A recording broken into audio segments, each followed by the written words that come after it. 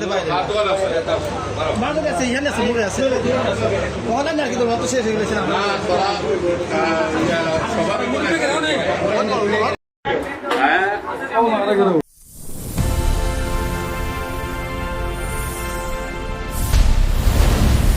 SK Mamoon Media 24 নাসিরনগরের সংসদ সদস্য M A হান্নানের উদ্যোগে পান্তা ইলিশ উৎসব ও নববর্ষ উদযাপন। এম এ মামুন, নাসিরনগর প্রতিনিধি, স্ক ম্যামান মিডিয়া 24। নাসিরনগর উপজেলায় উৎসবমুখর পরিবেশে এবং বাঙালির চিরায়ত ঐতিহ্যের মধ্য দিয়ে উদযাপিত হয়েছে শুভ বাংলা নববর্ষ।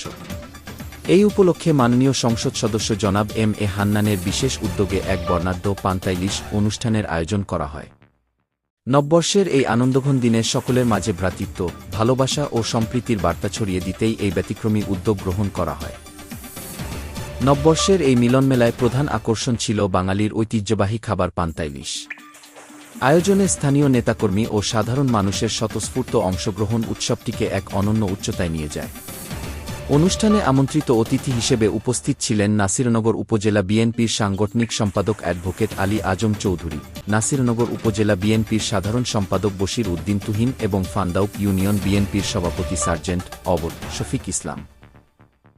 এছাড়াও উপস্থিত ছিলেন ফান্দাউক ইউনিয়ন বিএনপির ভারপ্রাপ্ত সাধারণ সম্পাদক মোহাম্মদ কাজী ইয়ার খানসহ স্থানীয় বিএনপি ও সহযোগী সংগঠনের বিভিন্ন পর্যায়ের নেতৃবৃন্দ। উপস্থিত নেতৃবৃন্দ তাদের বক্তব্যে বলেন, পহেলা বৈশাখ আমাদের বাঙালির প্রাণের উৎসব।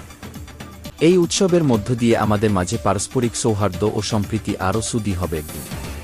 পান্তা ইলিশের এই আয়োজনকে ঘিরে পুরো এলাকায় উৎসবের আমেজ বিরাজ করছে।